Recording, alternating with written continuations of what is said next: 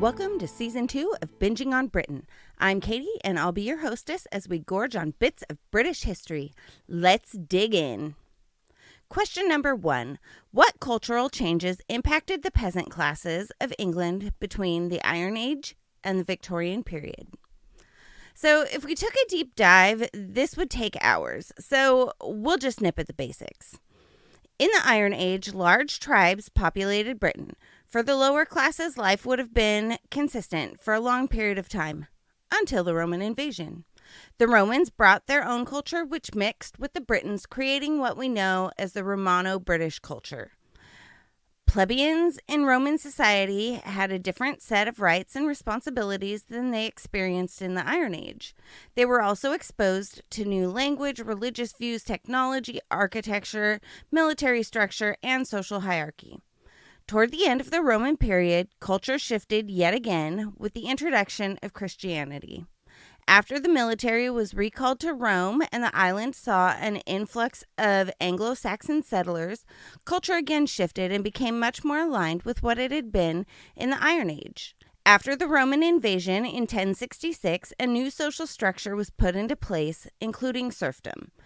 When the peasants revolted and the king was forced to sign Magna Carta, the peasants were allowed rights and freedoms that didn't exist on the mainland.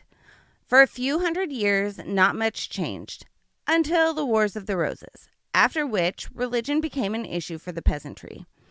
From the early 15th century until the Battle of Bosworth, allegiance to the House of Lancaster or York was determined by your lord, and in the early 16th century, these allegiances shifted to Catholic or Protestant. By the execution of Charles I, the Interregnum, and the Glorious Revolution, which saw Charles II on his father's throne, peasants had more opportunities than ever to raise their station. When Charles II officially ended serfdom in the 1660s, the last of the English serfs had already been free for 90 years. However, Scottish serfs lived into the 1790s. As the Enlightenment continued, tenant farmers found themselves again facing huge shifts in their lifestyle as they were systematically evicted from their homes and farms in favor of turning the land over to sheep for wool production. Life for the lowest classes would have been fairly recognizable to us by the Victorian period, although our technology would throw them for a loop. Clearly, there has been significant change over the past 1,000 years, and a peasant from the Iron Age would have been quite out of place in the Victorian period. Question number 2. What Christian queen was married to a pagan king? Queen Bertha was the daughter of the Frankish king Charibert I and married the pagan Kentish king Ethelbert. King Ethelbert's belief in polytheistic Celtic, Germanic gods was at odds with his wife's belief in the single Christian God and the Roman tradition. She was also at odds with the Celtic Christian tradition, which had taken root in Ireland and was finding its way to Iona, as well as the northwest corner of England. In the end, her faith inspired her husband to convert, and it laid the groundwork for the conversion of the English across the Saxon kingdoms. It is believed that Bertha worshipped at a church built by the Romans in Canterbury, upon which the current Canterbury Cathedral is built. Question number 3.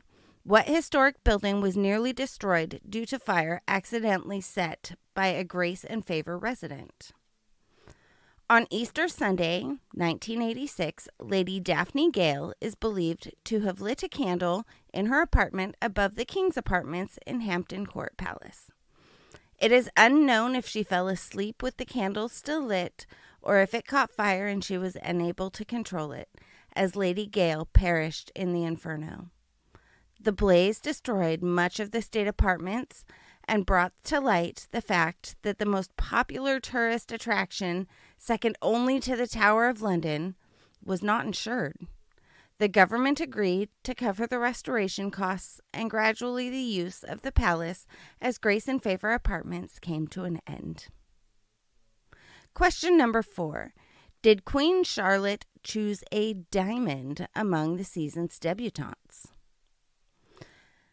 The Queen Charlotte Ball was when the season's eligible young ladies made their debut. The ball was founded in 1780 and occurred annually until 1976, when it was scrapped due to criticism by the royal family. In the 21st century, the tradition was reignited by Jenny Hallam Peel. This new incarnation includes the choosing of a debutante of the year, who is then obliged to cut the cake with a ceremonial sword.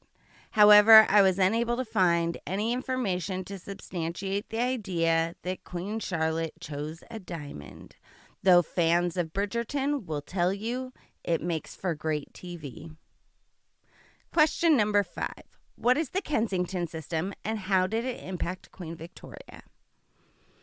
The Kensington system was a set of rules and regulations aimed at isolating and protecting the young Princess Victoria.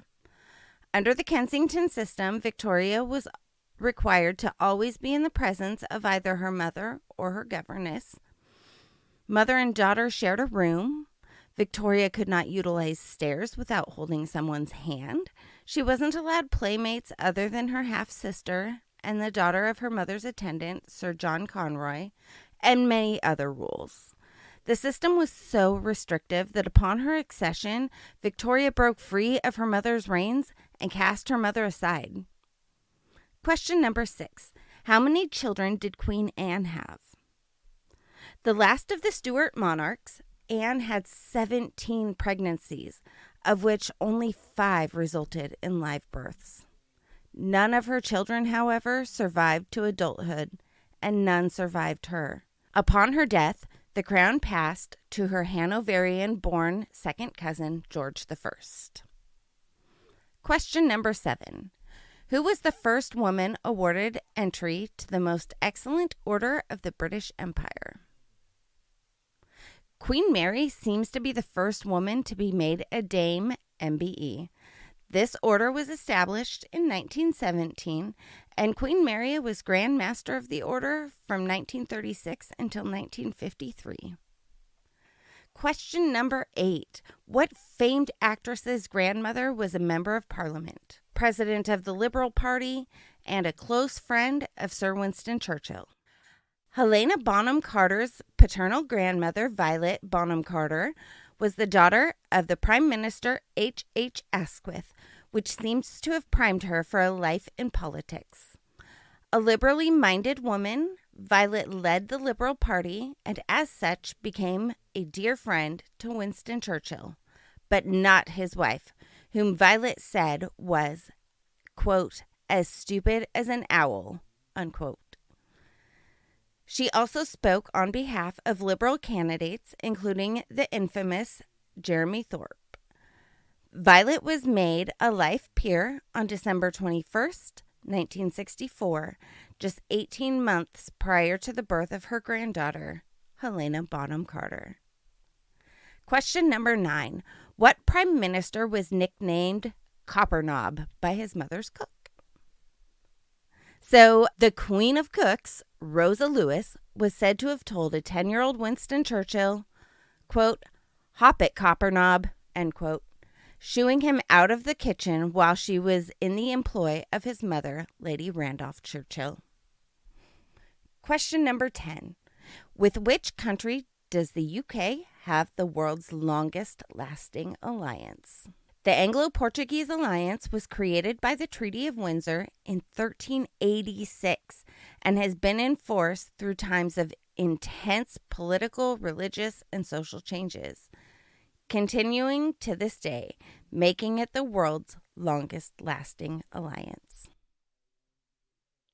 Thank you so much to Ocelot Revs on Reddit for your question about British peasants throughout the ages. I hope you've all enjoyed this episode of Binging on Britain. If you have, please take a moment to rate and review this podcast wherever you listen. For ways to help support Binging on Britain, follow the link in the description for Binging on Britain's Patreon. Binging on Britain also now has merch. See the link in the description for all kinds of fun swag. And I hope I'll see you next week for a new episode. Have a great day. Bye-bye.